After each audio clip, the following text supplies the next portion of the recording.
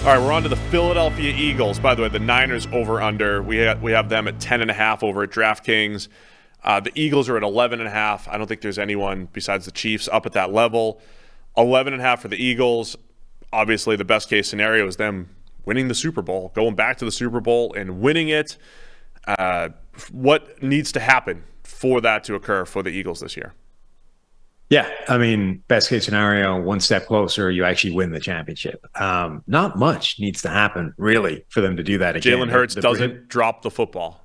Yeah, I mean, they're the prohibitive favorites in the NFC. You would expect them to be in the NFC title game and then see what can happen from there. The only things you can even bring up to sort of highlight are the maintaining of the incredible play for, really important players like Jalen Hurts. We talked about development is not always linear. It's been pretty linear for Jalen Hurts. So if anything deviates from that straight line graph from, 55 grade to 77 to 88, like if that doesn't continue next year or doesn't plateau or actually goes down, that's a problem.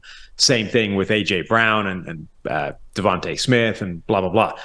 And then, again, like Cincinnati, the planned obsolescence, the succession plans that they've had in place at various positions, they're covered, but that's assuming a certain baseline of play from all these players, which if it doesn't happen is a problem. So Reed Blankenship at safety, Terrell Edmonds at safety, Nakobe Dean at linebacker. Like there's all these different spots where they've planned the next guy to come in and seamlessly take the place of the guy that departed in free agency or whatever it is.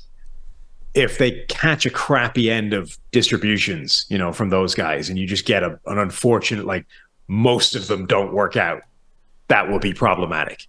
Yeah, I would add to that maybe the age at the quarterback group as well, or the starters, Darius Slay and James Bradbury. So basically everything that we thought was awesome for the Eagles last year, the fact that they got Slay playing a little bit better, they got Bradbury to complement him.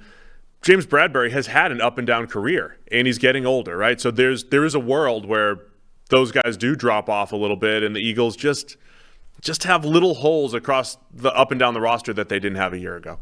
I mean, simple volatility could, would explain cornerback stuff. Like Darius Slay has had bad seasons in his career as well. Like if Darius Slay and James Bradbury simply coincide having a bad year each at the same time, it's probably harder to do given the rest of that defense. But if that happens at the same time as, Blankenship and Dean and Edmonds, not being the players that they were expected to be, it could happen where that defense, it's not going to unravel completely. I think there's too much talent there, but it could take a big step backwards because of that. Yeah, again, I like the Eagles. I love their roster and all that stuff. It's just a matter of what are the potential flaws going forward. I think the Jalen Hurts thing is interesting, though, right? Because every time a quarterback, repeating myself for the millionth time, it's not just a Madden progression, even though it looks like it for Jalen Hurts, and it kind of looked like it for Josh Allen. Josh Allen actually went from level to like big spike. Right. Jalen Hurts has been pretty clear Madden-like progression. Does that level off, right? Because if you want to play that narrative, Derek Carr should still be getting better. Like there were guys that looked like they were on this Madden progression for a while. If Jalen Hurts levels off or takes a step back or whatever it might be, maybe they're not as good. I mean, especially with more investment in him now going forward.